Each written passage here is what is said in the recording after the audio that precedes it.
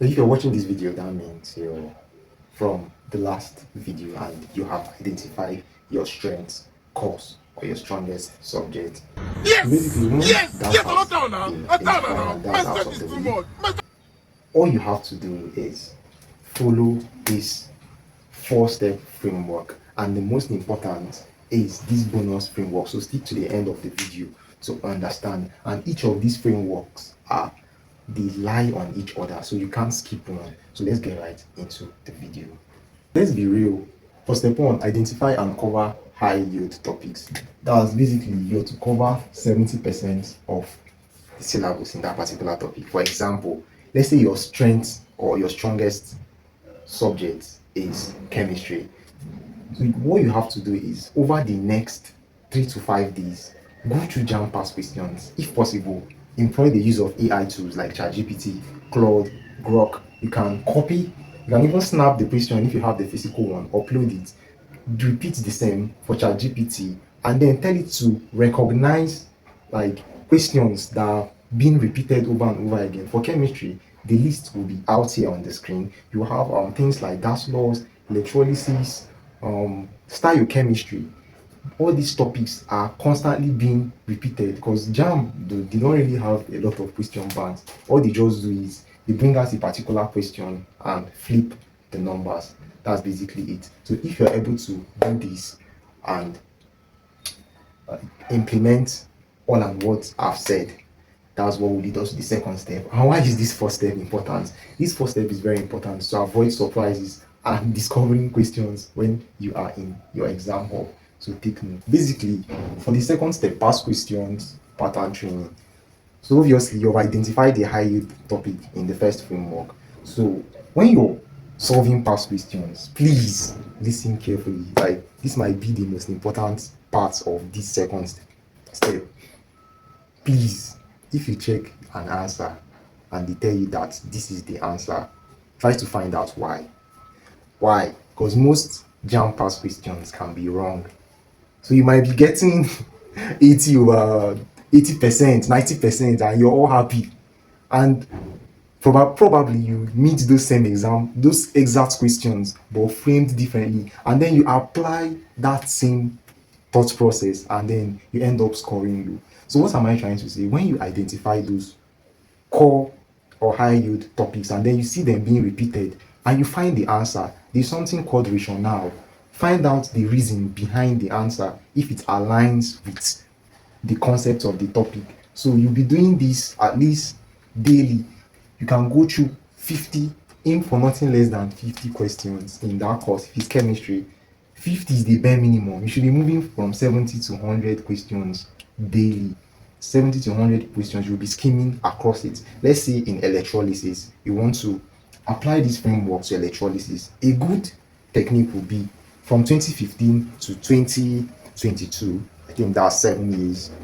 What you just have to do is gather or mark out all questions that have electrolysis or all questions that are related to electrolysis, and you start solving them. Try to identify patterns, identify what they are looking for. How do they ask their questions? Oh, okay, this is how they twist the question. Okay, this is what they want. That's what you're supposed to be doing in this second framework. But I have to remove my cap to show you guys that it's getting serious. This is timed exam practice.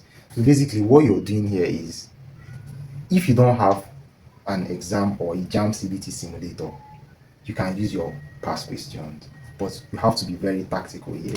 For JAMB, there are 2 hours here allocated for you to answer 180 questions, 60 in English and 40 in 3 other course combinations that you're to do.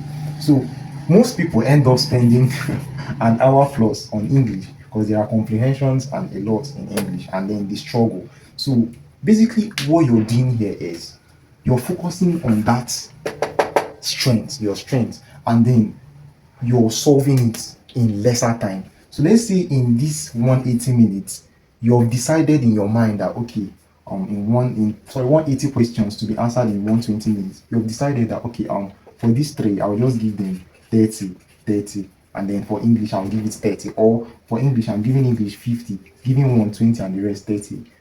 Whatever you decide.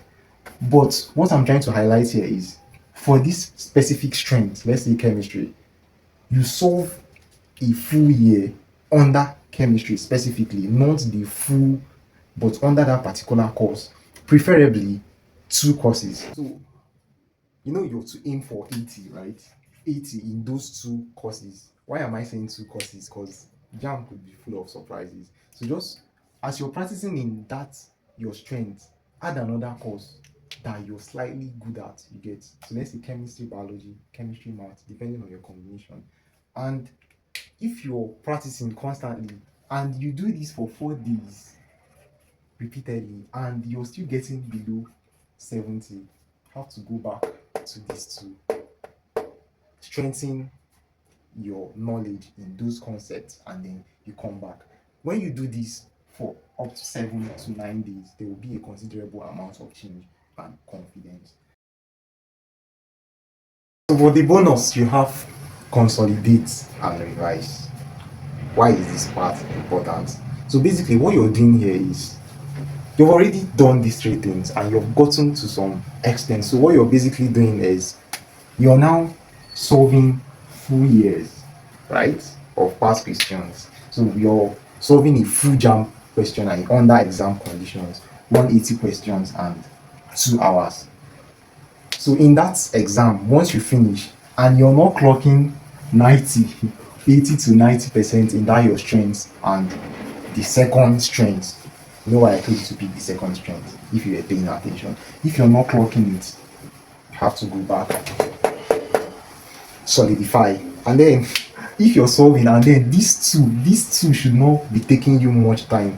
This should be your strength. So let's say you're dedicating 40 minutes to English, 30 to the other. These two should take you 25-27 minutes because they are your strengths. And most importantly, if you're going through these two and you are discovering new questions, just know that you did not follow this framework accordingly. Then I'll leave you guys with this. It was said by Bruce Lee. He said, "I fear not the man that knows 10,000 kicks, but the man that practiced one kick 10,000 times." So basically, the results you get out from this framework is basically dependent on how consistent and how hungry you are to do well in your JAMB. So this is the blueprint and it's left for you to apply it. And most importantly, if you noticed, this is 3 to 5 days, this is 5 days. There is 4 times weekly. There's a reason why this 4 times weekly and not every day. Most people during these few weeks to JAMB burn out, and that's something you don't want. And I'll be making a video on how to avoid burnout